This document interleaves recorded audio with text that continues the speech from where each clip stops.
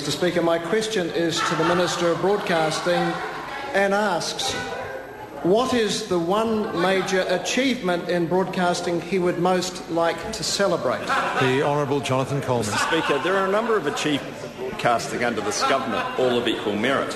Legislation is progressing through the House to repeal the failed TVNZ Charter and free TVNZ from its ridiculous, unworkable mandate. We have taken that charter funding, which was not delivering quality content. I apologise to the member, but in the interests of the champion of the Valley, sir, I note that the SUP's now been passed. Order. I seek leave to go back to let him ask. No, I'm not going to, because of the way the member commenced his point of order, I'm not going to accept that point of order. Order, Mr. Speaker. That is a description that you have approved for the member, the champion of the Valley. You have approved that, sir. Order. The member will resume his seat for the time being. If that is the case, I do apologise to the member, and I will investigate the approval, because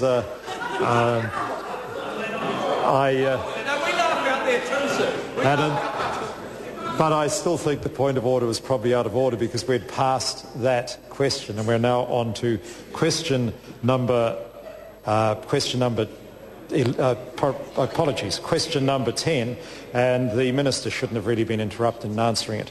Question number 10, the Minister, Honourable Jonathan Coleman. So I'll start from the top here, shall I? There are a number of achievements in broadcasting under this government, all of equal merit. Legislation is progressing through the House to repeal the failed TVNZ Charter and free Television New Zealand from its ridiculous, unworkable mandate. We have taken that charter funding, which was not delivering quality content, and used it to set up the $15 million contest. Point of order, Brendon Burns. Thank you, Mr. Speaker. My question was quite specific. It asked the Minister to name one major achievement. Order. Point of order is being heard. It was very difficult for me to hear exactly what the Minister was saying because of noise level. The question does indeed ask that. What is the one major achievement in broadcasting he'd most like to celebrate? And it is a primary question, so I'd ask the Minister to start again and share with us the one major achievement he'd most like to celebrate. The Honourable Jonathan Coleman. Well, thank you, Mr. Speaker. I guess really you'd have to say it is setting a clear direction for Television New Zealand, repealing the Television New Zealand Charter, the unworkable mandate that organisation was left with by the last government, and letting Television New Zealand get on and do what it does best. Brendon Burns. Supplementary question. Does the Minister stand by his statement that, quote, "We have just been through a recession and New Zealanders would be expecting all public money to be accounted for and spent prudently," unquote? And if so, what do we take from his belated judgment when he happily attended a $50,000 celebration hosted with taxpayers' money by New Zealand On Air? Point of order, is it? The Honourable Rodney Hyde. Point of order. Yes, I'm just wondering if that is in order, given the primary question, Mr. Speaker, talking about the question is about what would be the one thing the Minister would like to celebrate, and then we talk about the recession and so on and so forth. It doesn't follow. Order. I think it's the kind of primary question that leaves wide range for supplementaries. I think we're all familiar with that kind of primary question, and the reference to was in passing and getting on to the question about some function that the Minister attended. The Honourable Jonathan Coleman. Yes, I do. Despite the impression that member is trying to create in what is really a thinly veiled personal attack, I was invited as the Minister of Broadcasting to deliver a speech and present an award at a function to celebrate 21 years of New Zealand music. Given a choice, most people would prefer to be at home with family in the evening rather than at a work-related function. But I would not be doing my job if I did not turn up to give speeches and present awards. At the function in question, I performed my ministerial duties and left soon after. I should point out that my attendance at this function, where I was giving a speech and presenting an award, could not be compared to Mr. Burns' attendance at the opening of the Mark Hotel in Christchurch, where he turned up, ate a gourmet meal, drank a few glasses of wine, gave no speech, served no purpose, spoke to no one and went home. Supplementary question, Mr. Speaker. Order. Supplementary question. How many of the minister's staff... I apologise to the member. Order.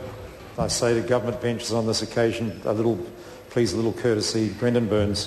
Thank you, Supplementary Mr. Speaker. question. Supplementary to the minister. How many of the minister's staff and other national MPs also attended the New Zealand On Air Powerhouse Party, and what would the total cost have been at $212 a head for him and the hangers-on to party at the taxpayer's expense? The Honourable Jonathan Coleman.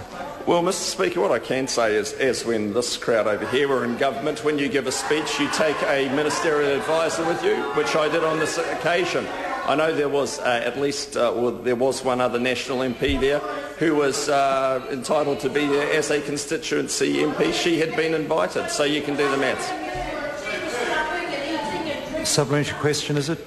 Brendon Will Burns. we see better judgment from the minister and some vision for the future of broadcasting before the next lavish taxpayer-funded function he attends, or after, or is he waiting for the right speech notes to arrive?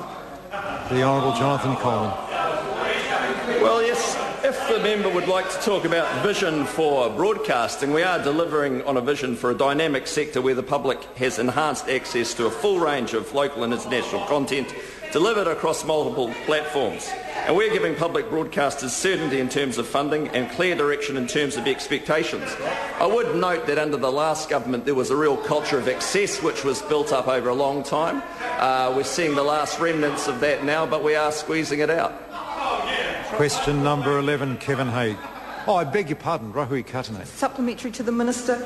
Would he like to celebrate the fulfilment of the Crown's treaty and legal obligations to protect and promote Māori language through broadcasting, and is weakening the TVNZ Charter the best way to achieve that? The Honourable Jonathan Coleman. Well, yes, why not? Send me the invitation, I'll come along. Rahui Katane. To the Minister.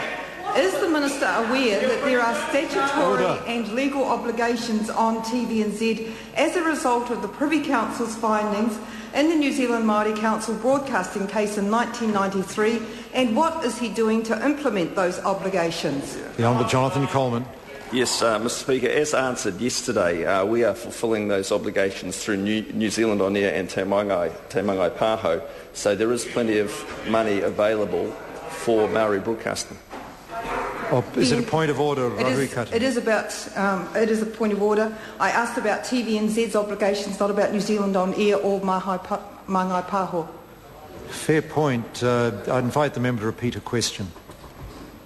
Is he aware that there are statutory and legal obligations on TVNZ as a result of the Privy Council findings in the New Zealand Māori Council broadcasting case in 1993, and what is he doing to implement those obligations? The Honourable Jonathan Coleman. Yes, and they're being honoured through the new statutory functions for Television New Zealand.